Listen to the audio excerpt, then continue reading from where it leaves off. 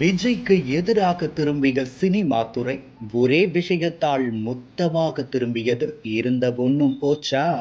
நடிகர் விஜய்க்கு சினிமா துறையினர் பலரும் பல சூழ்நிலைகளில் ஆதரவு கொடுத்து வந்தனர். அரசியலில் புது மாற்றம் வேண்டும், அதனை விஜய் பெற்றுக் கொடுப்பார் என சினிமா துறையினர் பொதுவெளியில் கருத்தை தெரிவித்தனர். விஜயின் தனிப்பட்ட வாழ்க்கை குறித்த செய்திகள் வெளியான போது பல நட்சத்திரங்கள் அதற்கான பதிலை தவிர்த்து வந்தனர். ஆனால் தற்போது விஜய் செய்த ஒரு விஷயம்தான் மொத்த சினிமா துறையும் முகம் சுளிக்க வைத்துள்ளது. சென்னையில் நடைபெற்ற திருமண வரவேற்பு நிகழ்ச்சிகள் விஜய், த்ரிஷா இருவரும் ஜோடியாக ஒரே காரில் ஒரே ஆடையில் வந்தனர். இதனால் பெரும் சர்ச்சை வெடித்துள்ளது. இந்த வீடியோ சமூக வலைதளத்தில் வெளியான நிலையில் விஜயின் ஆதரவாளர்களும் ரசிகர்களும் விஜய்க்கு எதிராக கிளம்பியுள்ளனர். ஒரு படி மேலே சென்று சினிமா துறையினர் விஜய்க்கு பதில் கொடுத்து வருகின்றனர். அந்த வகையில் நடிகை கஸ்தூரி வெளியிட்டுள்ள பதிவில், தமிழக அரசியலே பெரியாளா வரணும்னா என்ன பண்ணணும்? மனைவி துணைவி இணைவின்னு தெனாவட்டா மெயின்டைன் பண்ணணும். கடைசியில இதுதான் போட்டி போல. இதுக்கு எதுக்கு லாயர் நோட்டீஸ், அறிக்கை,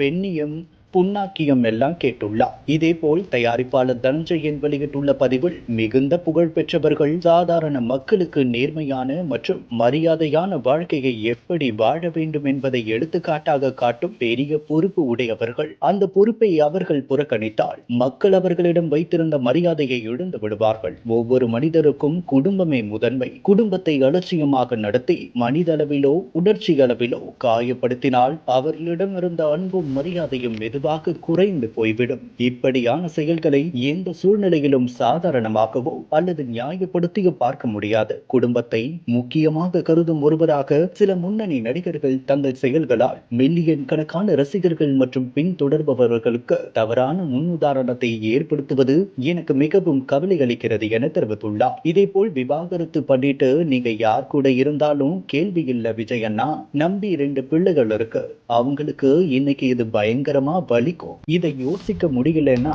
மக்களை பத்தி எப்படி யோசிப்பீங்க?